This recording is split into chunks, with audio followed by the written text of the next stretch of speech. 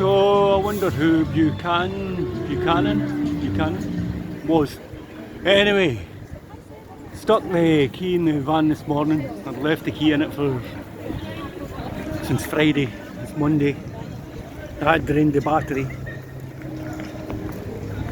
Brilliant. So then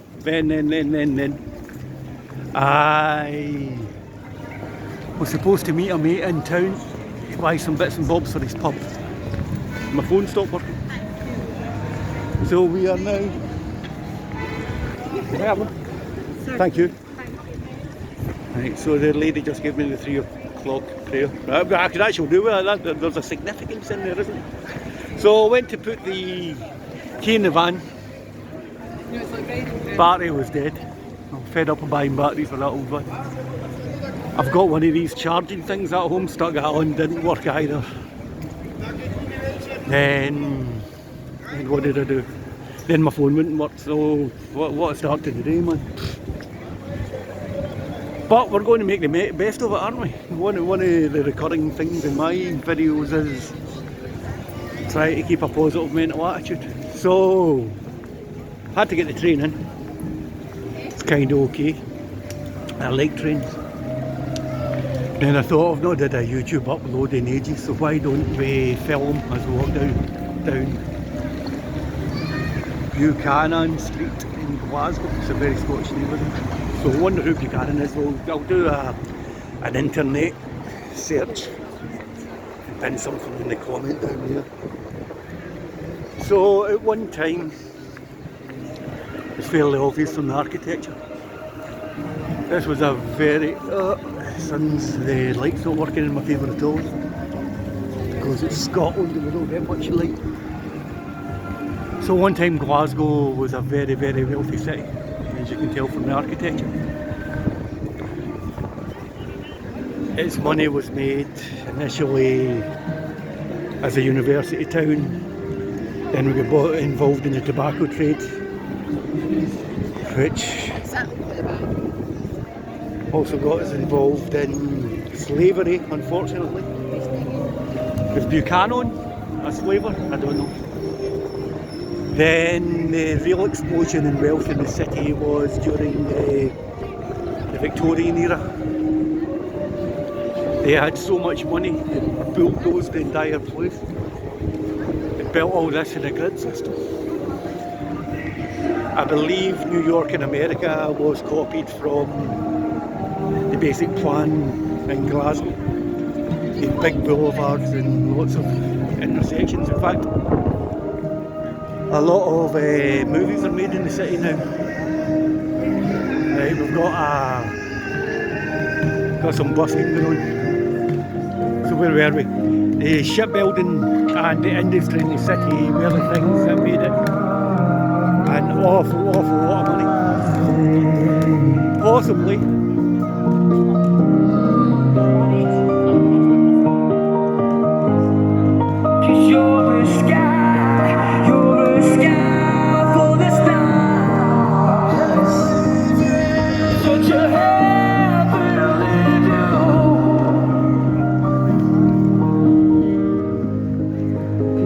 They guys were great.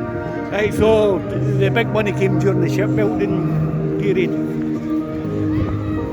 If anybody's been following my other videos, Scotland's a very resource-rich country. We had steel, iron ore, all sitting next to each other. We had iron ore, coal, highly educated population, all sitting next to each other. The explosions in shipbuilding between, I don't know, early Victorian period to the end of World War II was just extraordinary. The statistics in Glasgow's steel manufacturing and shipbuilding are bonkersville. Scrubbed up nice, doesn't it? Yeah, statistics are absolutely nuts. About 20% of all the ships in the world, I'll run that one past again, 20% of all the ships in the world in that period were built in the River Clyde. Which I find astonishing. So you can only imagine what the place looked like 100 years ago. It must have been a Victorian and Edwardian marvel. And I'm kind of running out of things to say. Barry went in the van, phone stopped working. Buchanan Street, we don't know who he is. The architecture is absolutely stunning. There's a bit of me that thinks, there's not, in fact there's not a bit of me, as I've grown up I've seen all these amazing buildings being bulldozed, you know. Glasgow in the 1930s should have been a UNESCO World Heritage Site. You heard that right. The architecture was so breathtaking. Like Prague or Budapest or whatever, all the stuff should have been listed and kept for prosperity, you know. Unfortunately it wasn't. There's not much we can do about that now.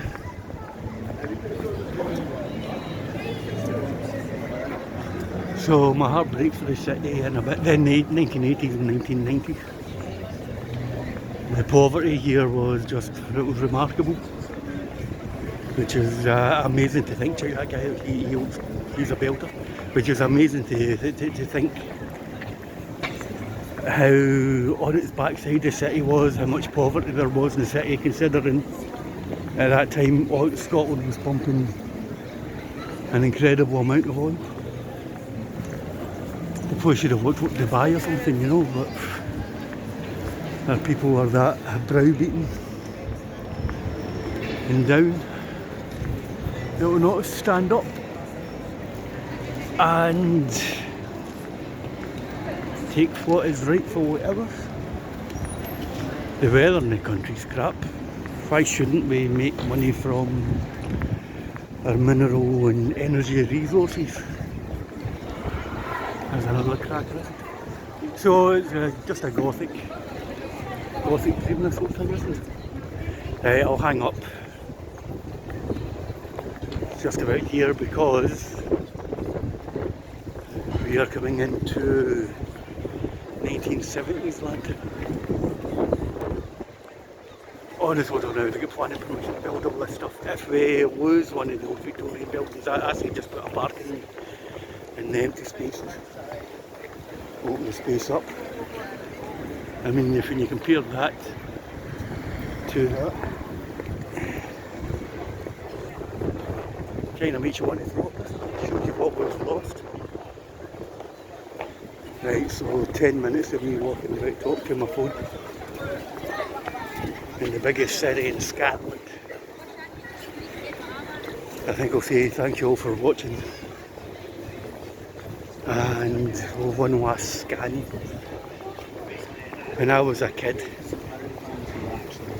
the original St Enoch's train station was there. And it was one of the most beautiful buildings you've ever seen in your life. I'll definitely stick some photos of that in the description. And I can remember as a young guy, I used to go skateboarding in the west end of Glasgow. I mean, my skateboarding friends watched them knock it down. To be honest, we couldn't make it up. Is the camera picking that up? Right, so we've got this thing here, which I don't know, just looks appalling. Oh, there's wonderfulness. Then, as I said, there used to be a beautiful train station. It looked like a big version of that, really gothic, absolutely stunning. Anyway, nearly ready to pick my friend up. So, we'll find out who Buchanan is. I'll stick a couple of images of the Buchanan Street, the St Enoch's train station in the description. And a wee bit of Glasgow history. Winter, spring day, February 2024. Thanks for watching. Bye bye.